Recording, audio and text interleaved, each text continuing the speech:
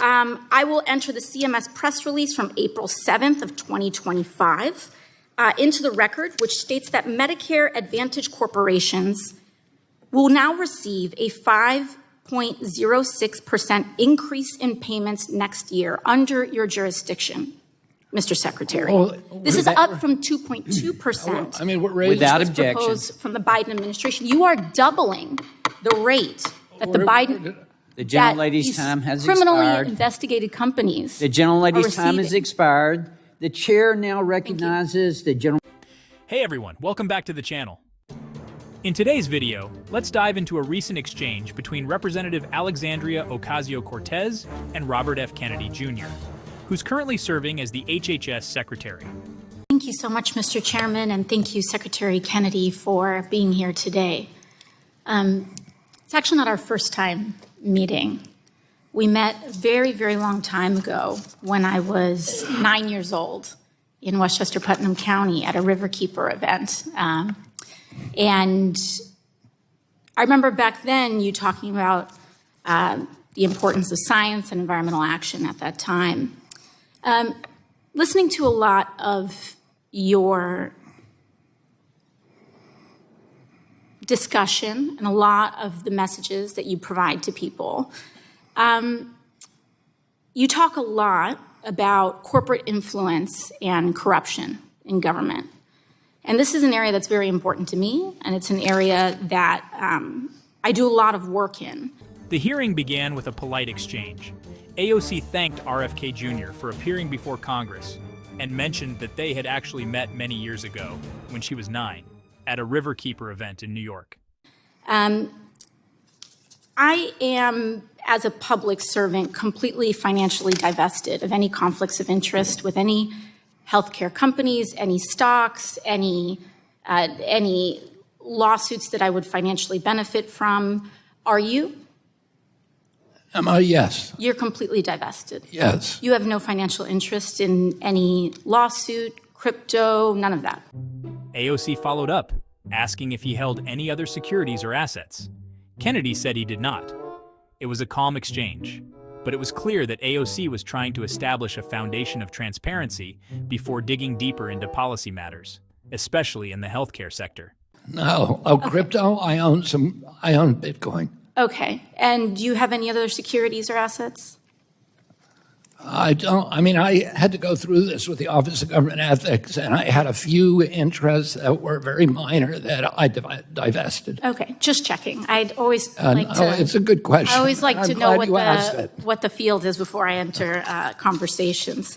So thank you for that. In the healthcare space, something that we've both spoken to is that some of the worst actors are in the for-profit medical space. Are in for-profit health insurance, big pharma, et cetera. And one of the worst companies actually is United Healthcare in this respect.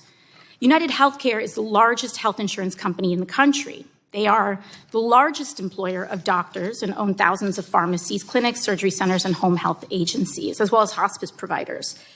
Secretary Kennedy, are you aware that President Trump's Department of Justice is reportedly investigating United Healthcare for criminal insurance fraud in some of their for-profit health insurance plans, like Medicare Advantage?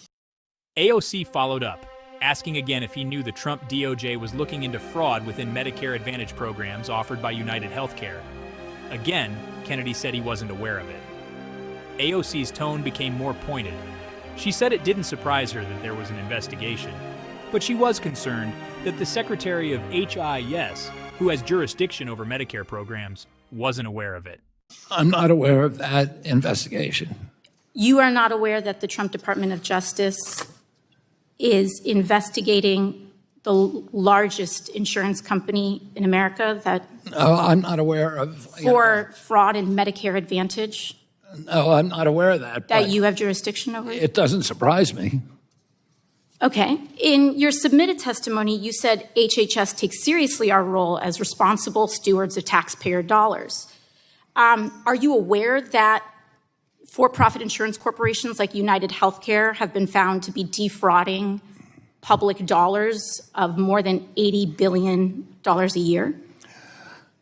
I'm not aware of that number, but You're I'm not aware aware that of there's that? fraud across the for-profit sector. Respectfully, Secretary Kennedy, if we're making decisions around waste, fraud, and abuse, this is the largest source of waste, fraud, and abuse of public dollars in the public insurance space. So, AOC then presented a major claim that for-profit insurance companies, including United Healthcare, are responsible for over $80 billion a year in fraud and improper payments from public dollars, primarily within Medicare Advantage. When Kennedy responded, he actually seemed surprised by the number. He asked if she had said 80 million, to which AOC clarified that the figure was 80 billion, with a B. Kennedy acknowledged that there is fraud in the private healthcare sector, but said he was not aware of that specific dollar amount. Say $80 million? $80 billion a year. 80, did you say 80 million or 80 billion? 80 with a B, billion. With a B, Yeah. If that's the case, why did you nearly double the rate that taxpayer dollars give for-profit insurance companies like United next year, if you don't know those things? Double the rate? How did I do that? So your agency nearly doubled the taxpayer dollars that for-profit insurance corporations like United will be paid next year, meaning these companies, the largest of whom is under investigation, criminal investigation by the Trump administration, will be receiving an additional $25 billion from your agency. How is that happening? I would be happy to submit to the congressional record evidence of this. I will enter the CMS press release from April 7th of 2025 into the record, which states that Medicare Advantage corporations will now receive a 5.06% increase in payments next year under your jurisdiction, Mr. Secretary. Well, this is up from 2.2%. I mean, what rate Without is objection. Proposed from the Biden administration. You are doubling the rate that the Biden... The gentlelady's these time has criminally expired. investigated companies. The gentlelady's time has receiving. expired. The chair now recognizes the general. Now, just to be clear, this exchange doesn't automatically prove corruption. And it doesn't mean that RFK Jr. has done anything unethical. What it does show is a disconnect between what Congress is tracking and what the executive agencies are aware of or acting on. It also raises the bigger question: are we doing enough to ensure that public healthcare dollars are being used effectively and honestly? That's not a partisan question. It's a taxpayer question. Whether you're on the left or the right, I think we can all agree that fraud and abuse in the healthcare system, especially at the scale of tens of billions of dollars, deserve attention, transparency, and accountability.